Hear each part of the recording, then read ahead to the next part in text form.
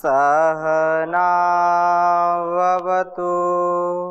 सहनौ भुनक्तु सह वीर्यं करवावहै तेजस्विनावधीतमस्तु मा विद्विषावहै। ओम शांति शांति शांति। वैदिक जीवन पद्धति की इस कक्षा में आप सबका हार्दिक स्वागत है, अभिनंदन है। ध्यान का विषय चल रहा है और ध्यान जो हमारे जीवन का विशेष अंग है, बिना ध्यान के हमारा यह तन मन ठीक प्रकार से काम नहीं कर सकता है। और ऋषियों ने इस पर कितनी चर्चा की, कितना इसका बखान किया, और ये केवल पुस्तकीय बातें नहीं है। हम अपने जीवन में इसको धारण करने का प्रयास करें तो जाकर के इसका लाभ हमको मिलेगा। योग शास्त्र या अष्टांग योग की हम कितनी चर्चा करें, चर्चा करते रहें, कभी इसका अंत नहीं आने वाला है। परंतु लाभ और इसका जो प्रभाव है, ध्यान का जो हमारे गुणकर्म स्वभाव पर प्रभाव पड़ता है, उसको जब तक हम आत्मसात नहीं करेंगे, अर्थात ध्यान का अभ्यास जब तक नहीं करेंगे, तब तक हम इससे कुछ पा नहीं सकते। कोई व्यक्ति किसी भी वस्तु, कोई मिश्री है या किसी को जलेबी या रसगुल्ला ज्यादा पसंद आता है और वो केवल उसकी चर्चा करता रहे, वो उस पर सैकड़ों पुस्तकें लिखता रहे, लेकिन जब तक उसको खाएगा नहीं तब तक उसका अनुभव उसको हो नहीं सकता है। कितना ही हम प्रवचन करते रहे किसी बात को लेकर के, किसी विषय को लेकर के, लेकिन जब तक उसको आचरण में नहीं उतारेंगे तब तक हम सच्चे योगी नहीं बन सकते हैं। अष्टांग योग आज के परिवेश में अत्यंत महत्वपूर्ण है। वो चाहे प्राचीन काल रहा हो या अर्वाचीन काल रहा हो, सदा इसका महत्व रहा है। परंतु आज की जो जीवन शैली है, जो आज का व्यक्ति का स्वभाव बन गया है, उसमें अष्टांग योग विशेष उसको गति प्रगति दे करके उन्नत बना सकता है, और इसके बिना कभी भी उन्नति नहीं हो सकती है। उसमें विशेष जो हमने यम नियम आसन प्राणायाम प्रत्याहार धारणा आदि की चर्चा की, वो क्रमिक जो व्यवस्था है उसको तो धारण करना पड़ेगा। और जो ध्यान है, ध्यान से ही सारे समाधान है। मेडिटेशन यदि करेंगे तो मेडिसिन की आवश्यकता नहीं पड़ेगी, और यदि मेडिटेशन करते हैं तो सारी टेंशन दूर हो जाएगी। मेडिटेशन सारे रोगों का उपचार है। इसलिए कहा कि आदि और व्याधि की समाप्ति कहाँ है? समाधि में। उसकी चर्चा हम आगे करेंगे। उसका परिणाम, ध्यान का आगे का जो परिणाम, वही समाधि घटित होना है।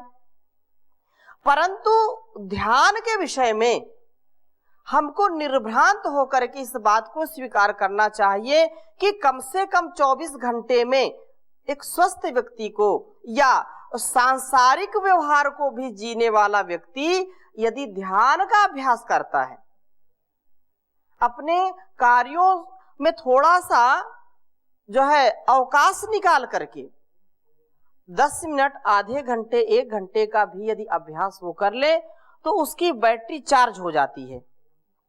जैसे कोई जो है पावर बैंक होता है ना आजकल, तो पावर बैंक जब चार्ज होता है तो बैटरी अपने आप चार्ज होती है। तो योग ध्यान से हमारे पावर बैंक को बहुत असीम ऊर्जा मिलती है, और ये हमारे एक एक कोशिका को रिचार्ज करता है, उसको जो है शिथिल होने लगती हैं उनमें ऊर्जा का आधान करता है। इसलिए ध्यान परम आवश्यक है। ध्यान का व्यक्ति को अभ्यास अवश्य करना चाहिए। कुछ लोग भटक जाते हैं, अरे बहुत ध्यान कर लिया कुछ नहीं होता है।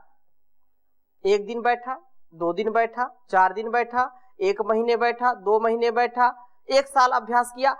ऐसे कई साधकों को मैं जानता हूं, परिचित हूं कि वो पहले तो खूब योगी का भूत उनके सवार था कि नहीं उनको योगी बनना, मुझको सिद्धि करनी, मुझको ये करना वो करना, लेकिन कालांतर में उनको ऐसी आसक्ति सताई की आसक्ति उनको दबोच ली, और वो जो योगी बनने का सपना देख रहे थे, जो योगी बनने का जो है पुरुषार्थ प्रयास कर रहे थे, वो कुछ दिन बाद धाराशायी हो गया। तो इस बात को हमको पूरी दृढ़ता से संकल्पित होकर के समझना पड़ेगा, इसको स्वीकार करना पड़ेगा कि अभ्यास तो हम करते रहे, इसलिए इसको योगाभ्यास कहा है। जीवन भर व्यक्ति करता रहे तो भी वो अभ्यास ही रहेगा। और वो कब स्थित होगा, कब स्थिर होगा? तत्र स्थितो यत्नो अभ्यासा, और उसके बाद अभ्यास वैराग्याभ्याम तन्निरोधा। ये जो व्यवधान आएंगे ध्यान में, जो बार बार हमारे अंदर उथल मचाएंगे, उछल कूद करेंगे, उनको यदि हम ध्यान से, ज्ञान से, विवेक से, वैराग्य से, अभ्यास से और रोज दूर करने का प्रयास करेंगे तो ये सिद्ध होगा।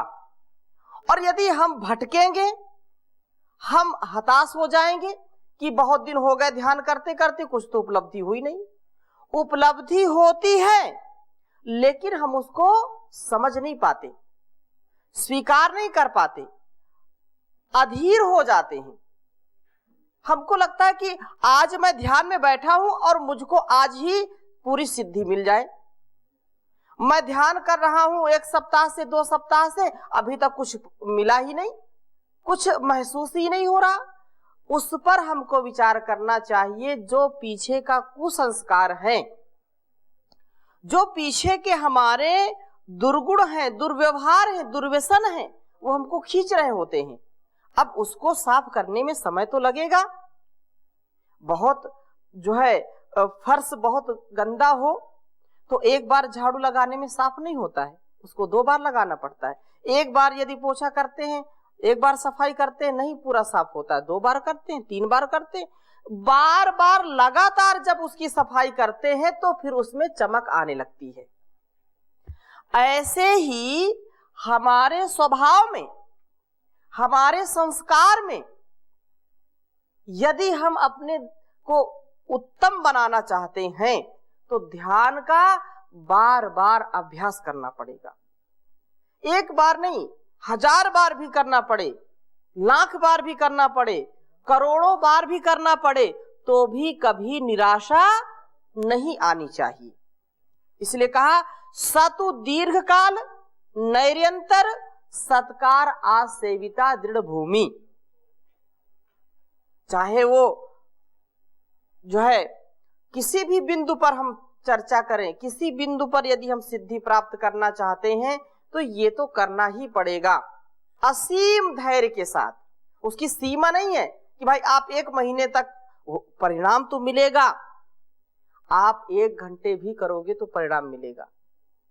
यदि 7 दिन करोगे तो निश्चित रूप से आपको परिणाम दिखाई पड़ेंगे। 1 महीने करोगे तो भी परिणाम दिखाई पड़ेंगे। लेकिन कुछ लोग सोचते, उसमें उनको जो है पूरा जो है संतुष्ट उनका मन होता नहीं है।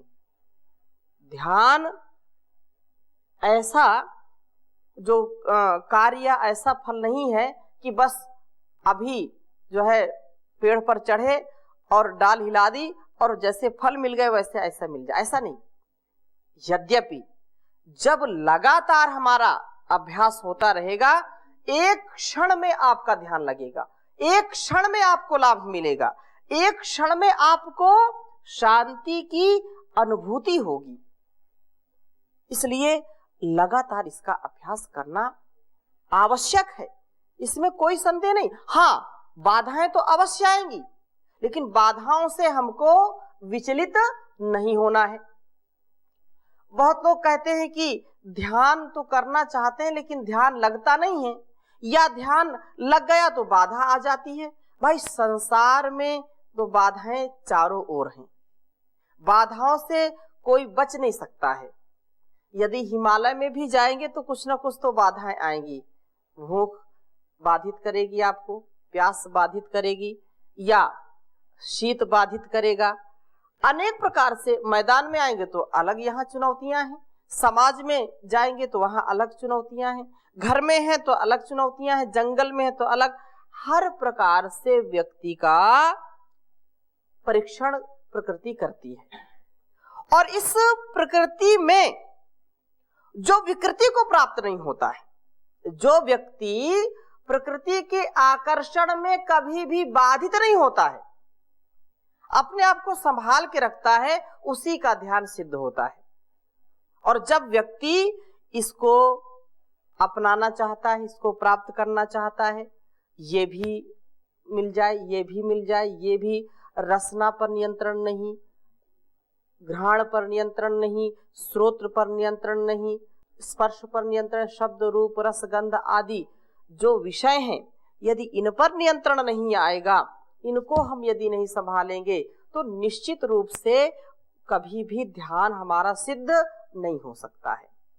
पीछे बहुत चर्चा इस पर की है, अब केवल हमको ये ध्यान रखना है कि हमेशा प्रयास हम करते रहें, और ऐसी स्थिति आएगी कि ध्यान स्वतः ही लग जाएगा। इसी के लिए कोई अलग से प्रयास करने का आपको जो है अतिरिक्त नहीं करना पड़ेगा कोई भी उपाय, लेकिन अभ्यास का निरंतरता, श्रद्धा, भक्ति, इसका ध्यान हमको रखना पड़ेगा। तो मैं आगे चर्चा और बढ़ाऊं, उसके पहले आप में से कोई प्रश्न किसी का है ध्यान के विषय में? समाधि की ओर चलते हैं फिर। जी। ओम स्वामी जी प्रणाम। जी प्रणाम। कुछ जैसे ध्यान में बैठते हैं एवं उस टाइम नींद आ जाता है, नींद का बाद मन भी थोड़ा सा प्रसन्न रहता है, शांति मिलता है, तो सोचता है मैं ध्यान में बैठ गया और ध्यान मेरा सफल हुआ। जी। कुछ नशे का कारण भी बैठ के भी खो जाते हैं, तो वो भी एक सोचते हैं ध्यान में बैठते हैं। जी। तो ध्यान जो हमारा अष्टांग योग में बोला गया है, ये अंतरंग विषय है, वो तो अंदर का बात है, बाहर दिखा नहीं आता है। जी। जैसे आपने अभी उदाहरण दिए हैं, जे जब तक वो दिखा नहीं आता है, विषयों का ऊपर संयमता नहीं है, इंद्रियों का ऊपर नहीं है, जी। तो यम नियम प्राणायाम प्रत्याहार, जी। अहिंसा इत्यादि जो वही रंग है, तो हम कैसे एक व्यक्ति जानेगा ये प्रकृति में कौन सा अवस्था में था, और 10 मिनट हो, 5 मिनट हो या 1 घंटा हो, वो कैसे जानेगा? उसका थोड़ा विश्लेषण करके कैसे जान पाएगा, उसका बारे में थोड़ा दृष्टिपात कीजिए। कैसे उनका ध्यान लग गया, ऐसा पूछना चाहते हैं? प्रामाणिक ध्यान लगा कि नहीं? जब ध्यान लगता है, क्योंकि मैंने इसको पहले ही निवेदन किया है कि ये बखान का विषय नहीं है, ये अनुभव का विषय है। कि कोई व्यक्ति बहुत कहते हैं कि नहीं मेरा तो ध्यान लग गया, मुझको समाधि की प्राप्ति हो गई, लेकिन ये कहने मात्र से आपको तो अनुभव नहीं होगा। तथापि व्यक्ति जब ध्यान मग्न होता है या वो ध्यान उसका लगने लगता है, तो उसके मुखमंडल पर विशेष आभा और विशेष शांति का जो है आप दर्शन कर सकते हैं। उसकी अवस्था, उसकी वाणी, व्यवहार, उसका चलना, उठना, बैठना विशेष प्रकार का हो जाता है, और वो चंचलता से रहित होने लगता है धीरे धीरे। उसके मल मूत्र आदि में, उसके पसीने में भी दुर्गंधि का अभाव धीरे धीरे होने लगता है, क्योंकि वो ध्यान से फिर धीरे धीरे वो समाधि की ओर जाने लगता है। उसके अंदर योग घटित होने लगता है। जो ध्यान करता है व्यक्ति, वो मुसीबतों में कभी घबराता नहीं है। उसका हाई ब्लड प्रेशर नहीं होता है, उसको बीपी की समस्या नहीं होती है, उसका नियंत्रण अपनी इंद्रियों पर होने लगता है, उसके अंदर ठहराव आ जाता है। जो ध्यानी हो जाता है या ध्यान जिसका लगने लगता है, उसके अंदर स्थिरता आ जाती है, स्थैर्य का भाव आता है, और आप उसके अंगों में भी उसकी जो चेष्टाएं हैं उनको आप देखेंगे तो बहुत ही विशेष होंगी।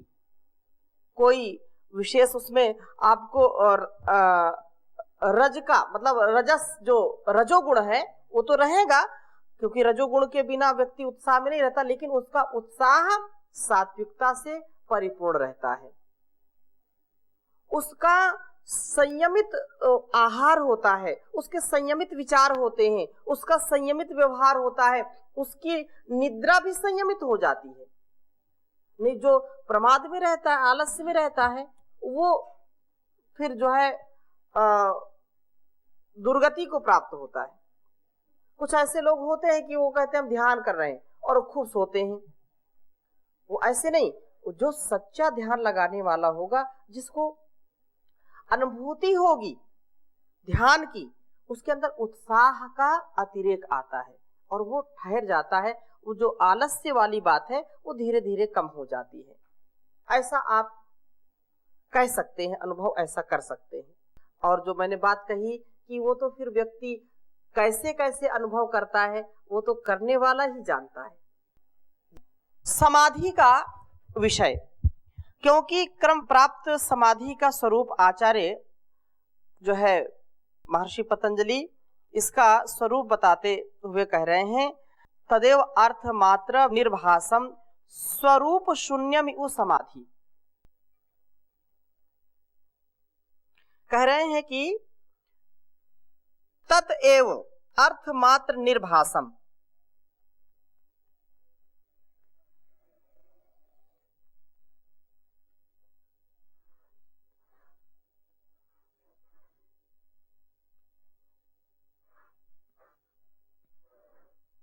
तदेव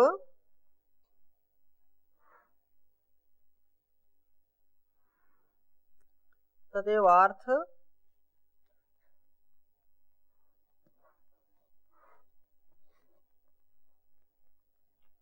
मात्र तदेव अर्थ मात्र निर्भासम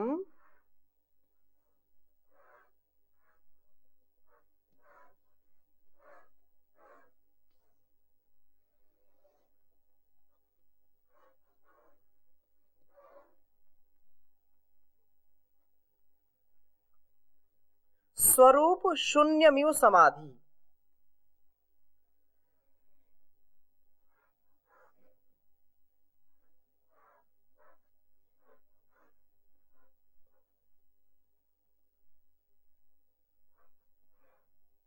स्वरूप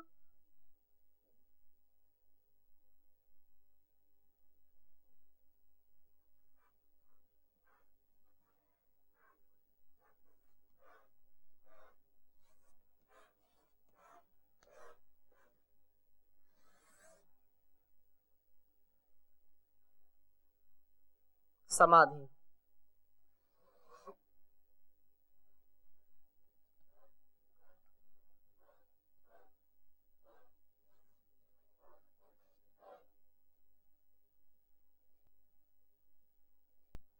उच्चारण करेंगे, तदेव अर्थ मात्र निर्भासम स्वरूप शून्यमिव समाधि ही। कहा कि तत्एव, तत्एव वह ही, तत्एव अर्थात वह ही ध्यान है। अर्थ मात्र निर्भासम, अर्थ मात्र निर्भासम, इसका तात्पर्य जब उसमें केवल अर्थ भासता है। स्वरूप शून्यमिव अर्थात स्वरूप से, ध्यान की प्रतीति से शून्य सा रहता है, तब वह समाधि कहलाती है। तब वो क्या कहलाती है? समाधि कहलाती है। और स्पष्टता से समझने का प्रयास करेंगे कि समाधि नामक जो 8वां अंग है, उसको यहां पर कहा कि वह ध्यान ही अपनी विशेष अवस्था में समाधि कहा जाता है। ध्यान की वह विशेष जो सूत्र के मध्यगत जो विशेषण पदों में स्पष्ट की गई है, पहला विशेषण यह है कि अर्थ मात्र निर्भासम। यहां जो कहा अर्थ मात्र निर्भासम, इसका ध्यान से ध्याता, ध्येय और ध्यान तीनों की प्रतीति होती है। एक तो जो है ध्याता है, एक ध्येय है। ध्याता, ध्येय और ध्यान, इन तीनों की प्रतीति से होती है। ध्याता अनुभव करता है कि मैं अमुक ध्येय का ध्यान कर रहा हूं। जो ध्यान करने वाला है वो क्या है? ध्याता है। और उसको अनुभव हो रहा है कि मैं प्रणव का ध्यान कर रहा हूं, गायत्री मंत्र का ध्यान कर रहा हूं, या किसी देदीप्यमान वस्तु का ध्यान कर रहा हूं, उसको ये अनुभव होता है। ध्याता यद्यपि उस समय इस वाक्य का उच्चारण, मौन उच्चारण भी नहीं करता, तथापि ध्याता यह जानता होता है कि अमुक ध्येय का ध्यान कर रहा हूं। उसको ये अनुभव होता है, बोल नहीं रहा, फिर भी उसको अनुभव होता रहता है कि मैं किसका ध्यान कर रहा हूं। जब वह ध्यान इतना गहरा हो जाता है, उसमें संलीन हो जाता है कि यह प्रतीति उसको न रहे, केवल ध्येय अर्थ भासे, वह समाधि कहलाती है। उसे समाधि कहते हैं। यद्यपि ध्यान उस समय विद्यमान रहता है, ध्यान उस समय विद्यमान रहता है। यदि ध्यान ना रहे तो ध्येय कैसे भासे, अर्थात कैसे प्रकाशित हो, कैसे उसको हम जानेंगे? ध्येय को नहीं जान सकते। पर उस पर ध्यान की प्रतीति उसको नहीं रहती है। इस भाव को सूत्र के द्वितीय विशेषण पर स्वरूप शून्यम इव, ये इस विशेषण से कहा कि जो है ध्यान के रहते हुए उसकी प्रतीति न होना स्वरूप शून्य के समान है। वह रहते हुए भी मानो नहीं है। जब ध्यान की ऐसी स्थिति है तब वह समाधि कहलाती है। उस दशा में जो सचित्त आत्मा है, चित्त के साथ जो आत्मा, वो अभिन्न भाव से ध्येय में डूब जाता है।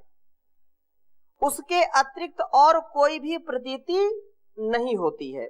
समाधि की दशा में ध्येय केवल आत्म तत्व रहता है। आत्मा से अतिरिक्त अन्य कोई प्राकृत तत्व नहीं रहता। वो केवल अपने स्वरूप का ही दिग्दर्शन करता है, अनुभव करता है। कारण यह है कि समाधि दशा में ध्याता और ध्येय का भेद नहीं रहता। जो ध्यान कर रहा है और जो ध्याता है, उनमें भेद नहीं रहता है। वहां अर्थ मात्र ध्याता आत्मा ध्येय से भिन्न रूप में प्रकाशित व भासित रहता है। ध्याता आत्मा से ध्येय की अभिन्नता तभी संभव है जब आत्मा के अतिरिक्त कोई प्राकृत तत्व ध्येय न हो। एकाग्रता के लिए जब लक्ष्य ध्येय रूप में किसी प्राकृत तत्व का अवलंबन किया जाता है, तब एकाग्रता के अंतिम स्तर तक पहुंचने पर ही वह दशा ध्यान की मानी जाती है, समाधि की नहीं। क्योंकि उस दशा में ध्याता, ध्येय, ध्यान तीनों का भासित होना अपेक्षित है, तीनों का प्रकाशित होना अपेक्षित है। प्राकृत तत्व आत्मा से अभिन्न नहीं माना जाता या नहीं माना जा सकता, जबकि समाधि दशा में अर्थ मात्र ध्याता आत्मा ध्येय से अभिन्न रूप में भासता है। आत्मा की अभिन्नता आत्मा में ही संभव है। अतः समाधि दशा में ध्येय केवल आत्म तत्व रहता है, अन्य प्राकृत नहीं। इसी बाद में जो है आगे विभूति नाम से अनेक जो भौतिक सिद्धियों का विवरण प्रस्तुत किया गया है। उनकी संपन्नता के लिए संयम पद में धारणा, ध्यान, समाधि तीनों के प्रयोग का निर्देश है, क्योंकि समाधि केवल आत्म तत्व ध्येय रहता है, आत्म तत्व ध्येय होता है, प्राकृत जो तत्व है वो नहीं। अतः प्राकृत तत्व सिद्धि के लिए समाधि के प्रयोग का निर्देश औपचारिक ही समझना चाहिए, अन्यथा जो प्रस्तुत सूत्र है यहाँ पर उसमें जो वर्णित समाधि स्वरूप के साथ उसका विरोध प्राप्त होगा। फलतः जो प्राकृत तत्व विषयक सिद्धि ध्यान के दशा के अंतिम स्तर पर प्राप्त हो जाती है, उसी को औपचारिक रूप से प्राकृत तत्व विषयक समाधि की दशा समझ लेना चाहिए। यहाँ पर जो समाधि का स्वरूप है उसमें यही है कि जो तीन चीजें हैं, एक ध्याता है, एक ध्येय है और एक ध्यान है। तो ध्याता और ध्येय में जब कोई अंतर न रह जाए, उसका व्यक्ति को कोई विशेष अलग से अनुभव ना हो, एक रूपता हो जाए, तो वहां पर वो ध्यान अपने आप सिद्ध हो जाता है। जैसा कहा कि ध्यान तो इस समाधि ध्यान का क्या है, परिणाम है। और ये कब संभव है, जब हम इस पर लगातार एक रस लगे रहें, तब जाकर के वो धीरे धीरे ये घटित होता है। यदि बीच बीच में हम इधर उधर अपने शरीर को, अपने मन को या कुछ चेष्टाएं करेंगे तो ये खंडित होता रहेगा, तो एक रूपता इन दोनों के बीच में नहीं आ पाएगी। आत्म तत्व जो विवेचन है वो नहीं हो पाएगा, जिससे ध्यान में भी बड़ी बाधा आती है। अतः आत्म तत्व जो केवल ध्येय होता है, प्राकृतिक जो चीजें, प्राकृत जो बहिर्मुख होने वाली या बहिर्मुख करने वाली जो वस्तुएं हैं या विषय हैं, उनसे व्यक्ति धीरे धीरे हट जाता है, तब जाकर के समाधि की प्राप्ति होती है। अर्थात जैसे हमने बाहर का किसी वस्तु का, व्यक्ति का या किसी स्थान का हमने आलंबन लिया, तो धीरे धीरे उससे फिर हटना, फिर वो धीरे धीरे समाधि में व्यक्ति पहुंचने लगता है। तो इसकी चर्चा हम और आगे करेंगे, अभी यहीं पर विराम देते हैं। ओम शांति शांति शांति।